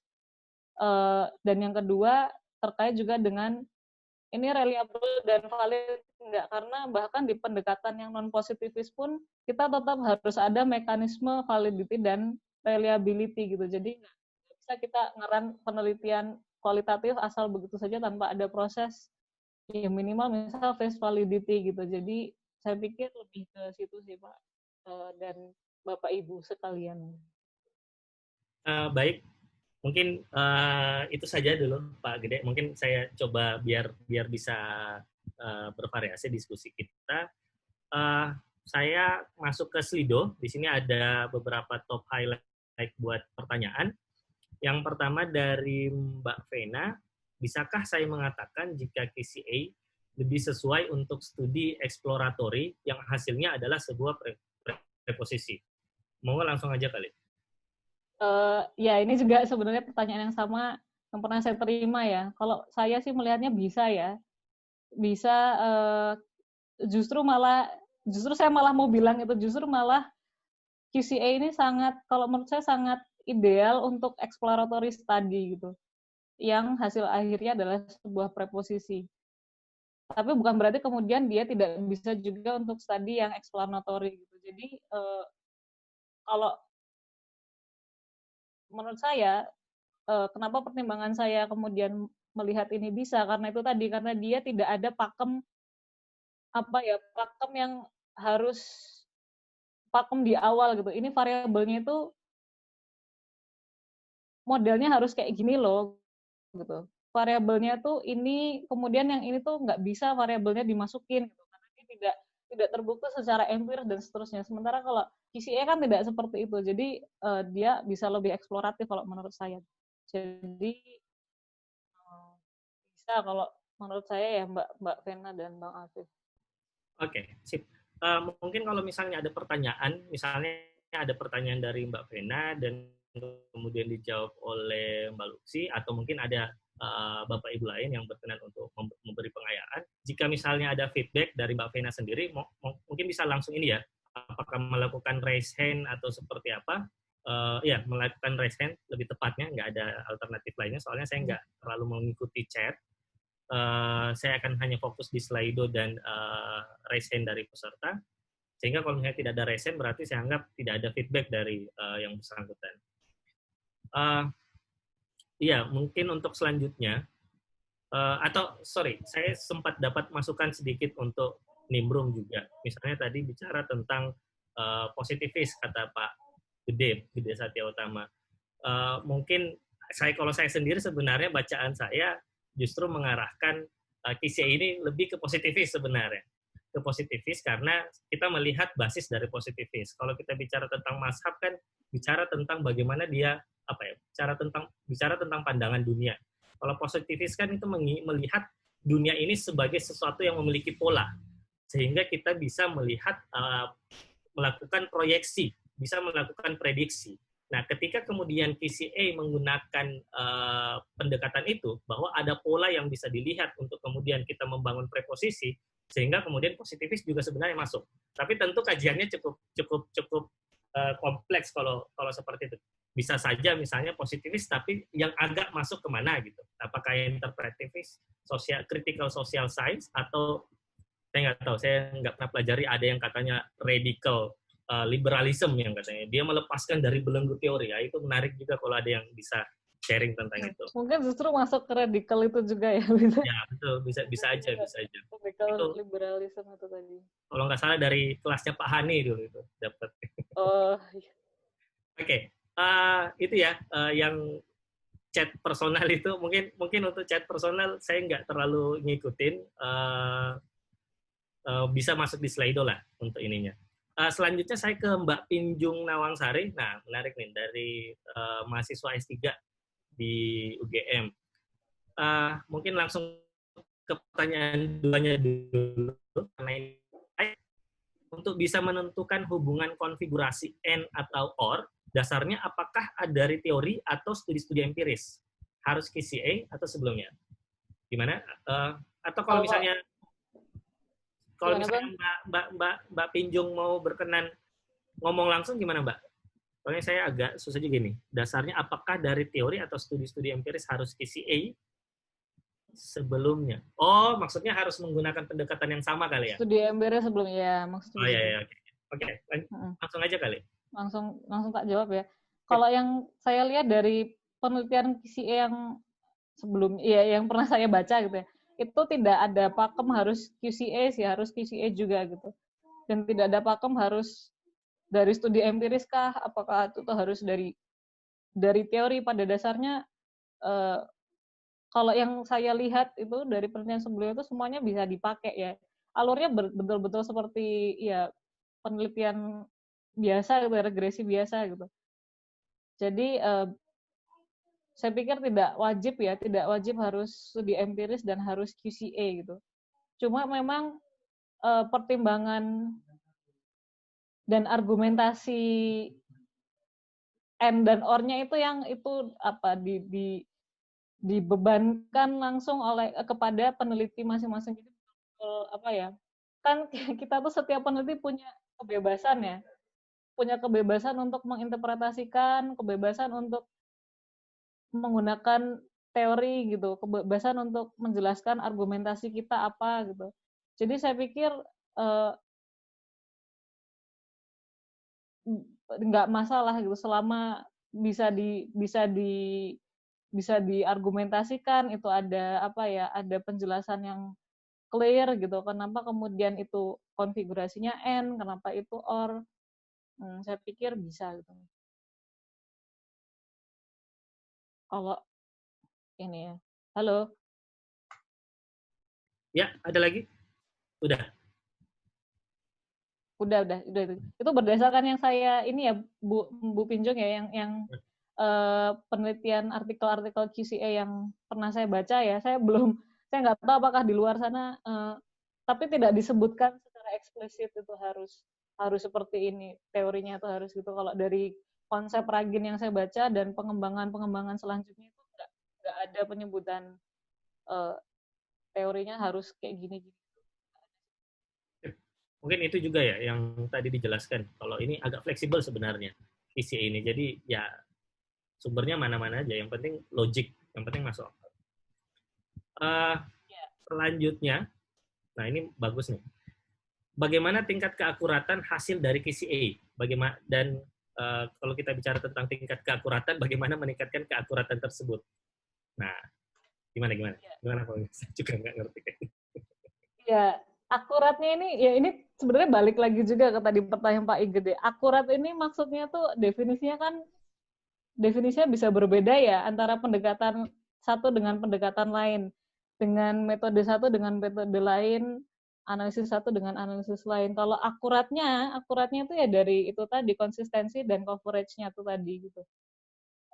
Yaitu berdasarkan pendekatan yang kalau menurut saya non positivis ya tadi ya. Kalau menurut Bang Afif positivis dengan metode QCA, dengan metode yang pendekatannya logical inference gitu. Meningkatkan keakuratannya, kok ilustrasinya gimana ya kalau diregresi gimana? Ini karena ini selalu terjadi gitu. Karena kalau diregresi kan kita bicara tentang R-square. R-square itu ketika misalnya variabel model kita, seberapa persentase variabel model kita menjelaskan variasi variabel kita menjelaskan model misalnya. Kalau kita bicara R-square. Misalnya kalau untuk meningkatkan R-square itu gimana misalnya? Dalam posisi QCA. Artinya kan kita mau melihat bahwa variabel kita itu secara model sebenarnya sudah menjelaskan lebih dari 50% misalnya dari model tersebut. Atau variabel lain itu rendah lah ininya. Jadi akurasinya lebih kuat jadinya. Kalau salah bisa dibenarkan atau yang lain kalau mau ngasih input, monggo ya. Gimana ya? Akuratnya itu kalau diregresi meningkatkan R-square-nya gimana? Kan itu tergantung dari teori juga, teori building-nya juga kan? Atau sama measurement-nya juga ya, survei-nya juga kali ya? validity dan reliability dari measurement-nya. Ya, kalau di QCA itu apa ya? Saya nggak dapat graph-nya ini. Ini tidak ada penjelasan eksplisit sebenarnya yang kemudian bisa menjelaskan keakuratan. Kalau yang dari saya baca itu ya akurasinya dilihat dari konsistensi dan coverage gitu. Kalau mau ditingkatkan ya mungkin dengan yang pertama kajian atau theoretical building-nya harus mantap dulu di awal gitu, harus betul-betul bagus gitu ya. Untuk menghindari ketidakakuratan. Yang kedua, measurement-nya sudah pasti gitu. Saya pikir tidak jauh berbeda dengan peningkatan keakurasian regresi juga. Kalau regresi kan kurang lebih seperti itu. Jadi surveinya yang dipakai, itemnya seperti apa, measurement-nya dari mana gitu. Saya pikir seperti itu sih. Cuma tapi saya juga sulit untuk menjawab ini karena tadi pertanyaan saya akurasi di sini definisinya kan apa gitu. Definisi akurat itu kita kayak mau bandingkan metode survei sama kualitatif. Itu kualitatif anak kuantitatif nanya ke anak kualitatif, temuan kamu akurat nggak gitu. Itu kan nggak bisa dibandingin sama yang anak-anak kuantitatif gitu. Dia ngebandinginnya juga sulit gitu kan. Akurasinya ada sendiri gitu. Bagaimana dia bisa dianggap valid dan reliable. Yang ini saya agak sulit menjawab yang ini. Gak apa-apa, ini diskusi aja Tapi, kok. tapi kalau saya sih memandangnya seperti itu tadi. Oke. Mungkin saya selanjutnya lagi. Kalau misalnya ini, monggo ya, silahkan raise hand atau segala macam kalau ada feedback. Kalau misalnya belum, saya langsung lanjut aja langsung. Yang selanjutnya nih masih anonymous, di mana dapatkan software QCA. Adakah kursus QCA? Mohon informasikan waktunya jika ada. Oke, mungkin untuk software QCA bisa dijawab sama yang Mbak tadi Usi. ya, yang saya sebutkan software QCA yang baru saya tahu itu adalah FSQCA. Jadi mungkin kalau pendekatan analisis lain sudah ada beberapa software ya. Kalau QCA ini baru satu yang namanya FSQCA. Yang terbaru itu versi 2,5 gitu. Kalau untuk kursusnya saya belum tahu ya. Kursus QCA itu belum pernah lihat sih sampai sekarang sih. Wah, itu Alma itu, Mas. Ya, mohon maaf. Ya. Oke. Itu. Ya, itu. FSQCA. FS itu maksudnya fuzzy set itu ya? Nggak tahu kepanjangannya, tapi tulisannya ini FSQCA. Itu ya, bisa di-download di aduh saya udah lupa ya. Pokoknya dulu sih saya sendiri tuh nyari di Google aja gitu, di Google nanti memang harus nyari-nyari ke beberapa link sih, tapi ada kok. Saya juga ada filenya, tapi di laptop yang satunya nanti coba mungkin saya bisa kopikan ke panitia ya kalau ada yang barangkali ada yang butuh. Halo? Ya, mungkin dari Anonymous. Kalau untuk ada kursus, mungkin ini sedikit nyinggung di Logov. Kami di Logov belum ada spesifik untuk KCA. Tapi kalau misalnya kami info, nanti kami bisa bantu sebarkan. Karena mungkin untuk grup partisipan untuk seri diskusi metodologi sudah ada grup WhatsApp-nya. Mungkin kami akan share di situ kalau ini. Baik, saya ke selanjutnya karena saya tidak ada yang raise hand. Dari Agung Unair. Filosofi QCA ini sebetulnya dari aliran, ini kayaknya sama ya. Positif atau non positif awalnya. Buku dan jurnal terkait QCA. Terus variabel banyak muncul. Atau ini jangan-jangan dari Pak Gede tadi. Kayaknya pertanyaan. Mungkin Pak Gede Agung gitu ya mungkin. Pak Gede Satya. Kalau Gede Agung Undip itu. Dosen Undip. Iya. Oke. Saya next saja langsung mungkin dari Randi Kurniawan. Apakah ada minimal jumlah sampel atau observasi untuk running model QCA ini? Dan bagaimana dengan isu generalisasi dari hasil estimasinya? Ya. Mungkin langsung aja. Iya, langsung ya. Kalau yang saya baca, Ragin itu merekomendasikan minimal 5. Jadi itu sudah cukup untuk analisis QCA. 5 partisipan ya, 5 sampel, 5 observasi gitu. Kemudian bagaimana dengan isu generalisasi gitu?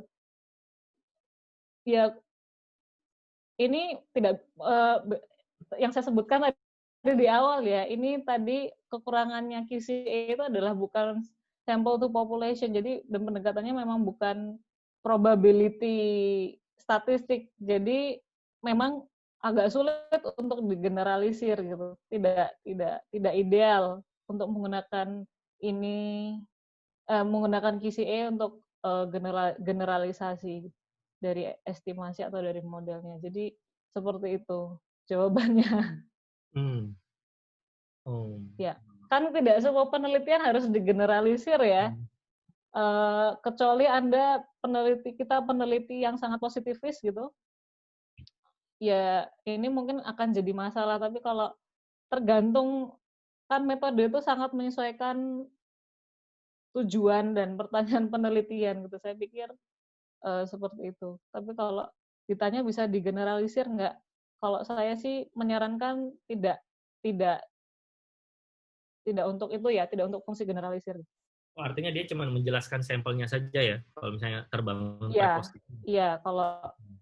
Kalau yang saya simpulkan gitu dari yang sebenarnya disebutkan secara eksplisit kok Bang, disebutkan secara eksplisit di beberapa literatur QCA itu memang tidak cocok untuk sample to population gitu. Jadi ya tidak cocok untuk generalisasi mungkin ya. Oke, sip. Selanjutnya ini ada dari Anonymous lagi, mungkin tapi agak berat kayaknya nih ya. Mungkin di akhir saja, minta ada simulasi sebentar. Ya nggak sebentar kalau simulasinya Mas. Juga pernah simulasi soalnya nggak sebentar itu. Sebenarnya ini terus, juga ya.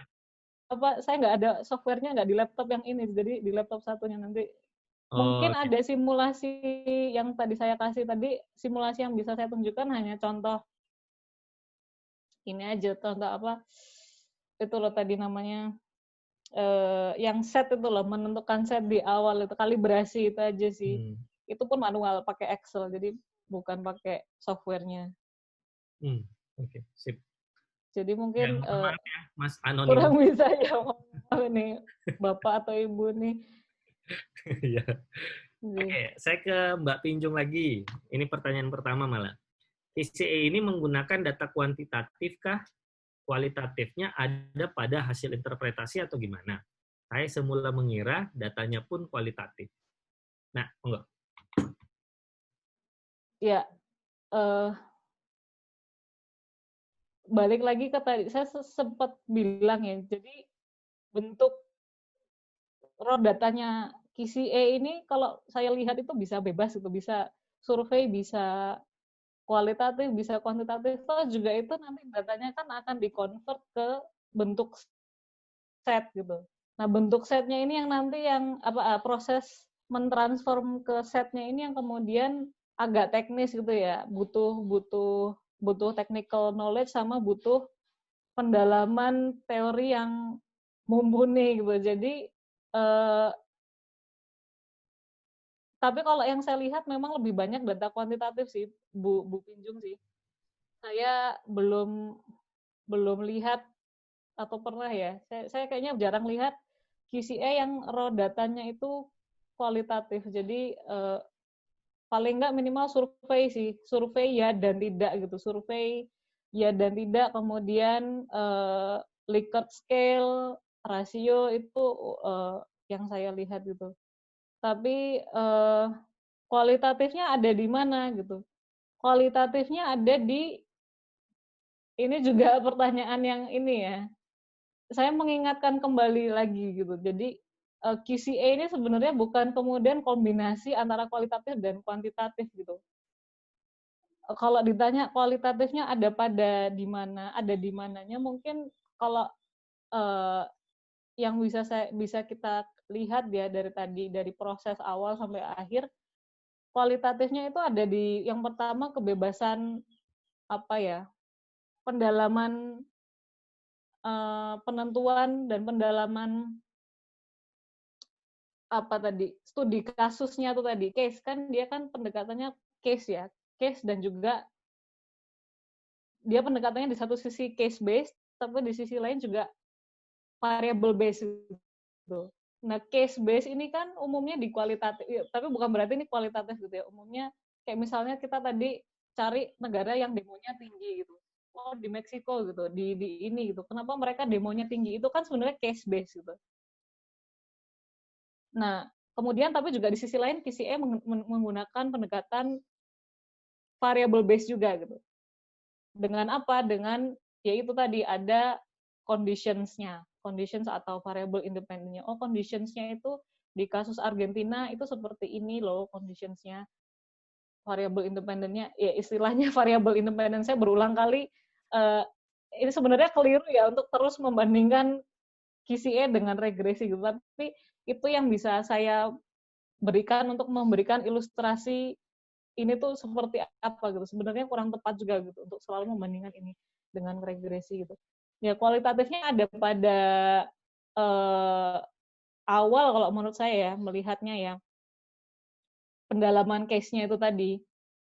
Kenapa kemudian responden A itu memutuskan untuk membeli satu produk.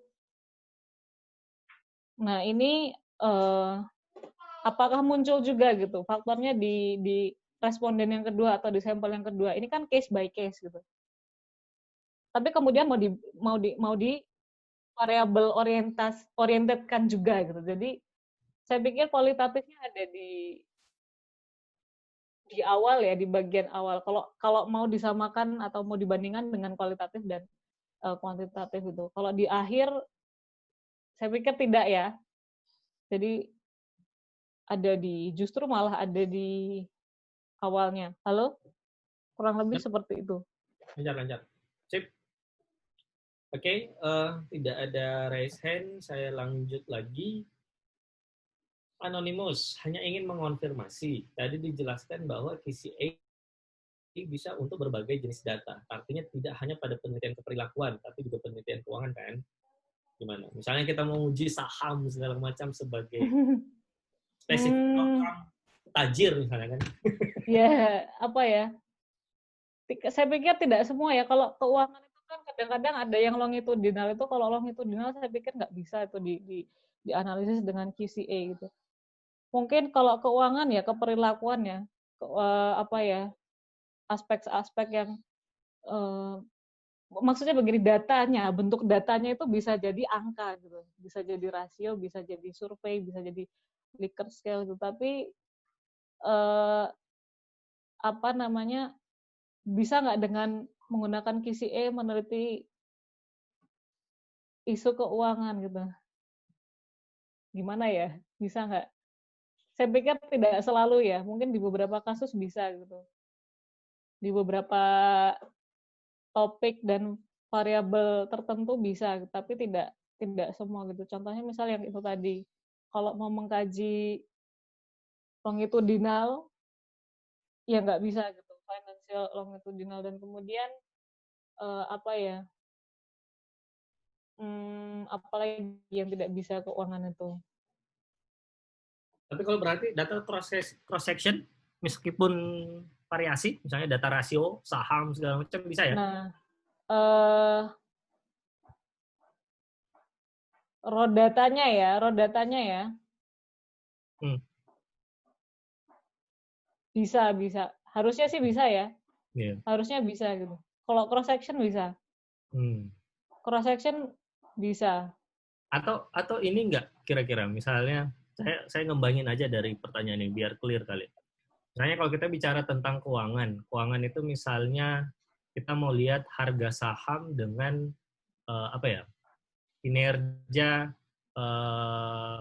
penjualan, harga, saya nggak tahu sih keuangan. Misalnya harga saham dengan ROI misalnya, ROI-nya perusahaan misalnya. Apakah misalnya kalau misalnya seperti itu ada harga saham, tapi misalnya karena kita bicara misalnya kalau kalau saya nggak salah, KCA itu kan ada 2. Kalau nggak crisp set, yang binary, ada Sama pakai yang set. fuzzy set. Misalnya tadi yang dijelaskan Luxi kan crisp set. Itu kan binary, 01. Artinya kita harus nge-trade dulu nih. Harga sahamnya itu kita trade tinggi sama Nah ya rendah. itu. Kayak gitu kali ya. Iya, tapi sulit juga kalau keuangan ya, kalau harga saham ya. Ya, Karena tapi kan kan kita harus cari plafonnya kemudian. Kita harus cari mediannya misalnya. Titik tengahnya, nilai tengahnya di mana kemudian untuk menentukan iya bisa, dia iya. masuk tinggi, dia masuk rendah misalnya. Kemudian Mm-mm. baru pakai pendekatan KCA. Mm. Artinya mungkin Bisa juga sih. mekanisme lain ya, gitu yang harus di ini. Bisa. Bisa langsung gitu. Bisa langsung aja harga saham langsung data. Oh, enggak bisa. Oh gitu. Gimana? Misalnya data saham, kita pakai cross section, nggak pakai data panel apa misalnya. Seperti pada umumnya misalnya. Kita pakai data satu titik saja, satu titik waktu, tapi kemudian menggunakan KCA, tapi data rasio nih. Jadi misalnya duit nih. Jadi nggak pakai misalnya kayak KCA itu misalnya tadi 01 bisa dipecah 0,2 harus ditransform Bang. Harus ditransform ke set. Jadi dari raw datanya itu ya makanya itu tadi yang saya bilang raw datanya itu bisa berupa survei, records-nya bisa berupa rasio. Kalau wawancara data wawancara saya belum pernah lihat ya. Itu nanti kan di convert, diubah ke set tuh tadi, crisp set dan fuzzy set gitu. Jadi nggak bisa langsung harga saham begitu saja. Sip. Mungkin itu ya dari Mbak Mas Anonymous.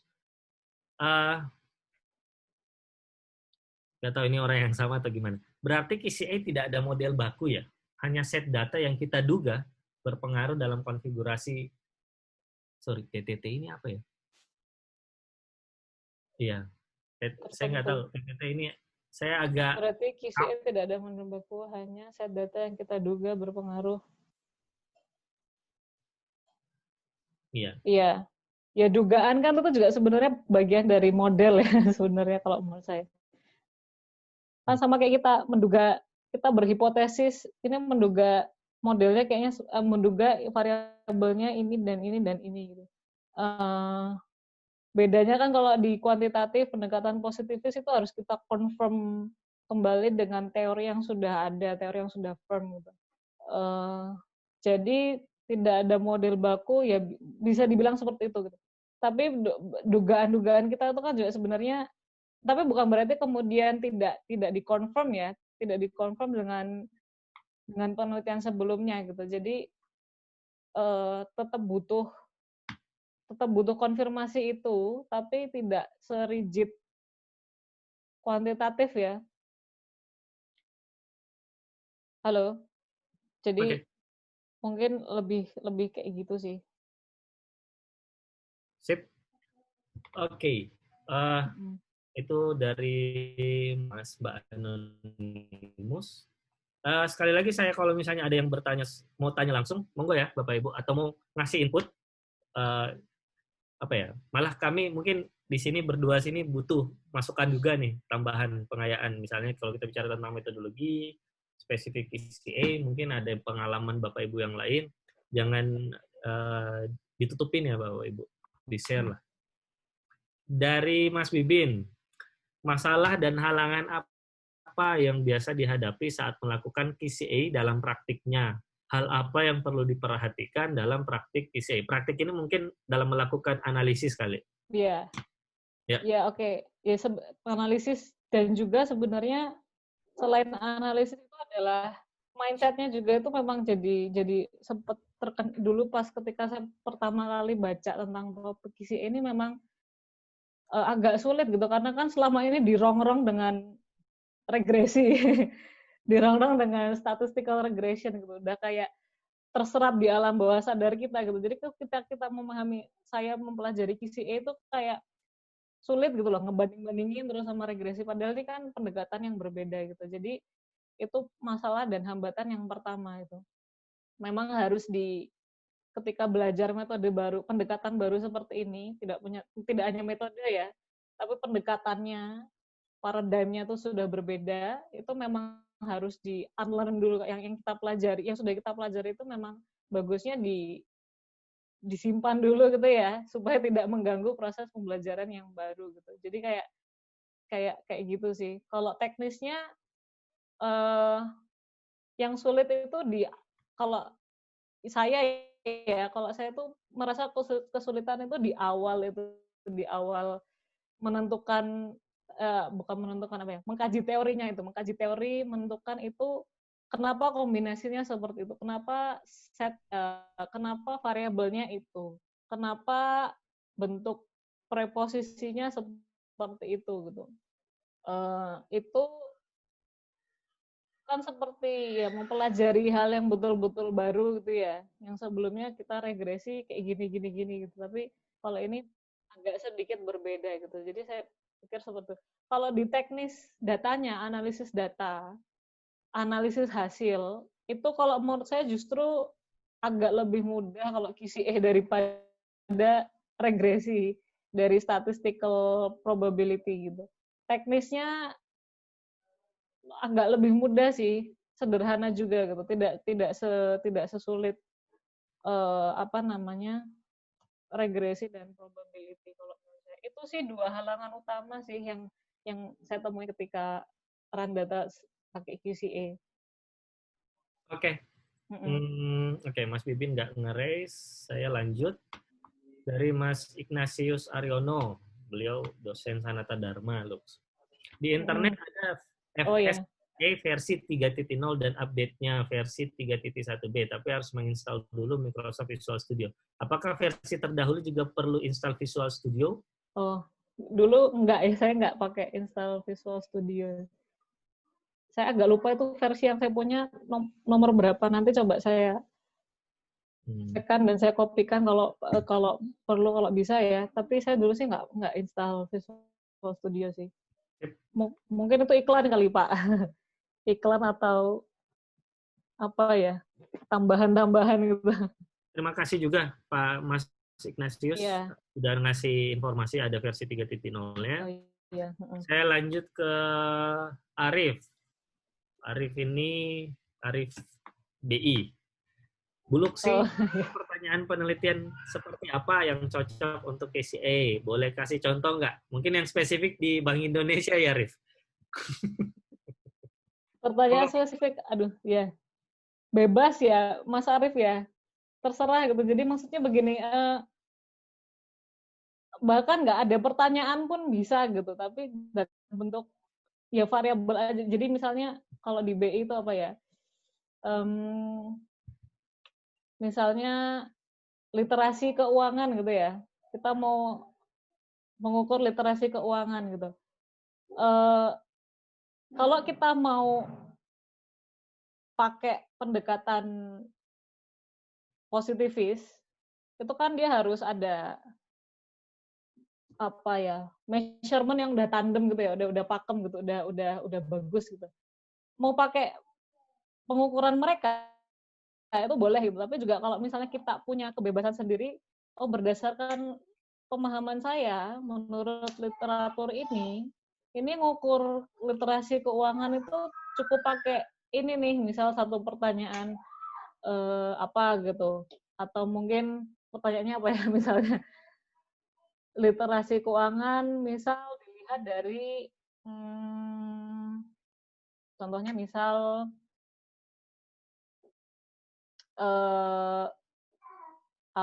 misalnya ini susah juga saya ngasih contohnya ya, karena tergantung dari ya ini sulitnya orang yang positivis kemudian belajar metode pendekatan yang non positivis itu bayang-bayangnya tuh nyari gripnya tuh mesti kayak gini gitu. Bukan di ini ya, Lux. Intinya bukan di variabelnya apa, tapi kalau misalnya kita mau lihat konfigurasi itu nggak sekedar ini mempengaruhi ini nggak mempengaruhi, tapi konfigurasi antara A itu dan ini atau ini.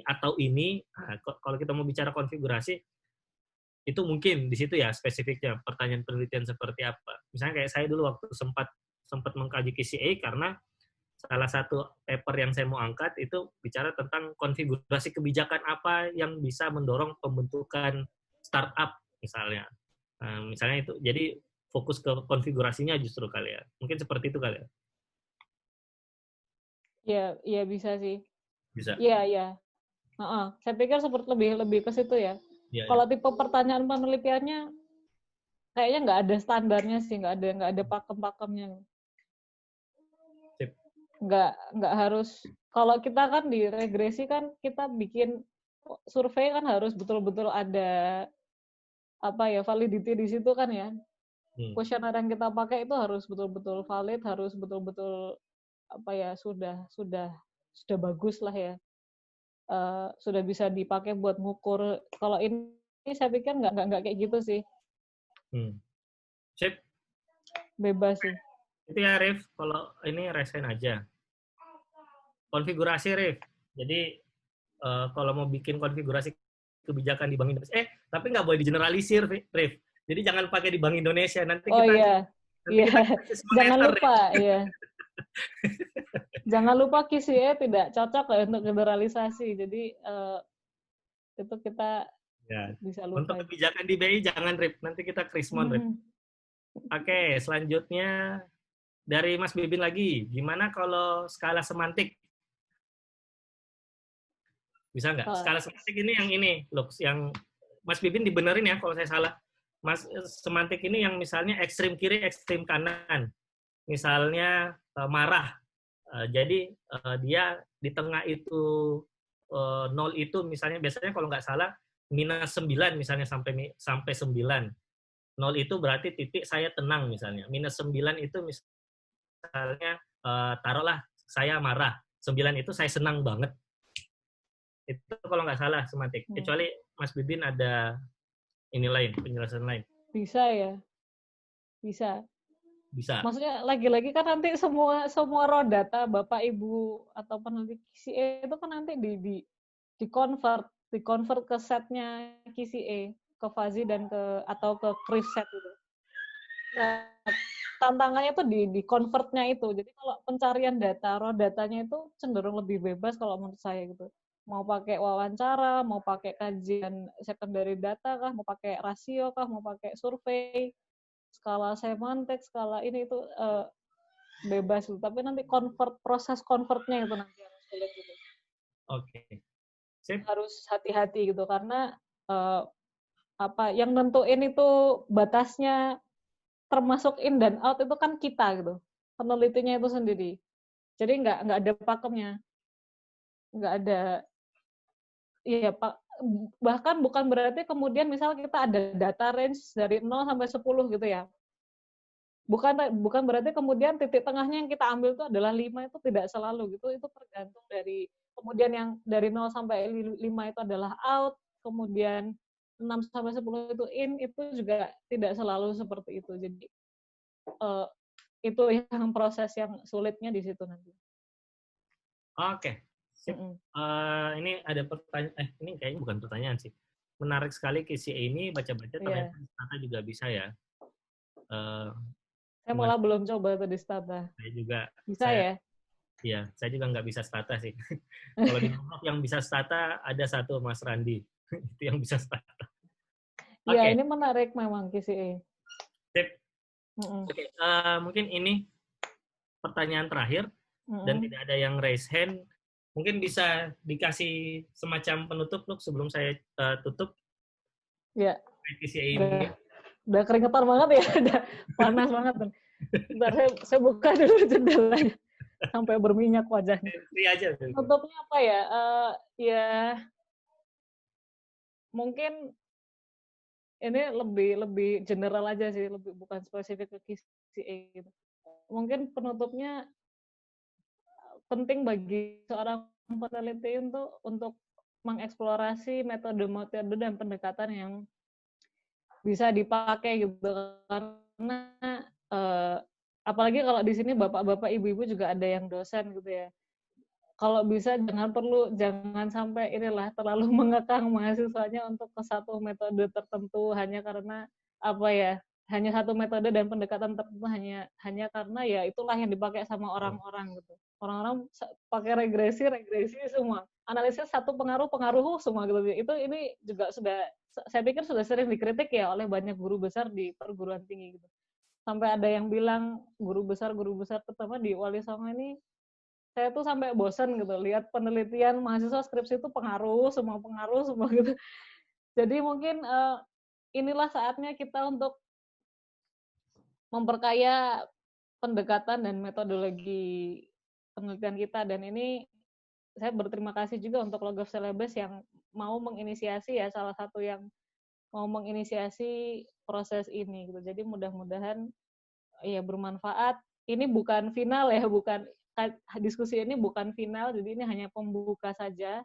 Setelah ini saya akan berikan semua materi yang saya punya termasuk softwarenya juga. Monggo silakan Bapak Ibu bisa mengeksplor, bisa mengeksplor QCA dan mungkin metode-metode lain yang ada gitu. Ya. Oke. Itu umum aja sih, Bang. Ya. Sip. Mantap. Ini pengenalan kok. Terima kasih Mbak Luksi, Bapak Ibu sekalian. Sama-sama. Terima kasih. Banyak input yang menarik. Apalagi spesifik, mungkin ini nanti mungkin saya coba diskusikan juga sama Mbak Luksi, Bapak Ibu sekalian. Di sini banyak yang minta ini loh, bisa nggak kita ada nanti sekali-sekali ada sesi belajar simulasinya gimana? Oh iya. Karena kebetulan resource di Logov-nya nggak ada yang bisa QCA, saya sendiri nggak berani, apalagi saya belum pernah, kalau misalnya kayak Mbak Luksi kan sudah pernah publish pakai QCA, jadi lebih bisa lah. Saya soalnya cuman ngotak-atik aja sebenarnya. Nanti saya coba bicarakan. Iya, boleh ya.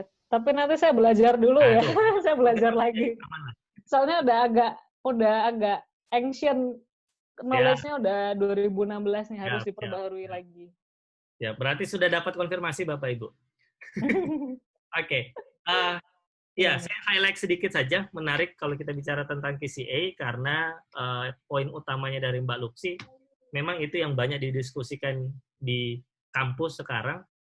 Kami juga di Logov merasakan itu, sehingga kemudian kami memicu seri diskusi metodologi ini, karena semuanya tools-nya pakai itu aja. Pendekatannya itu terus. Saya, kalau misalnya kita bicara metodologi, saya ingat banget ada kutipan menarik, saya lupa persis orangnya siapa, tapi dia bilang gini, kalau yang kita pahami cuman palu, maka semua hal itu akan kita lihat sebagai paku. Nah, itu kemudian menarik kalau kita bicara tentang metodologi. Kalau misalnya kita cuman tahu satu pendekatan metodologi, maka semua hal itu akan kita lihat dari hasil metodologi tersebut. Nah, semoga Bapak Ibu bisa konsisten. Kami ada sesi terakhir, sesi keempat, dengan Mbak Mutia, itu bicara tentang gravity model.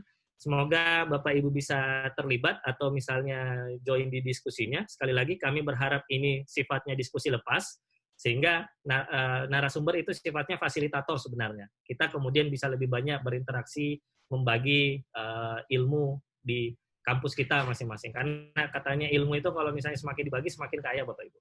Baik, saya tutup. Terima kasih Mbak Luksi semuanya, Bapak Ibu sekalian. Terima kasih Bang Afif dan Bapak Ibu. Assalamualaikum warahmatullahi wabarakatuh. Waalaikumsalam warahmatullahi wabarakatuh. Terima kasih. Ya, makasih. Ya. Salam sama Hamdi, Salma. Ya.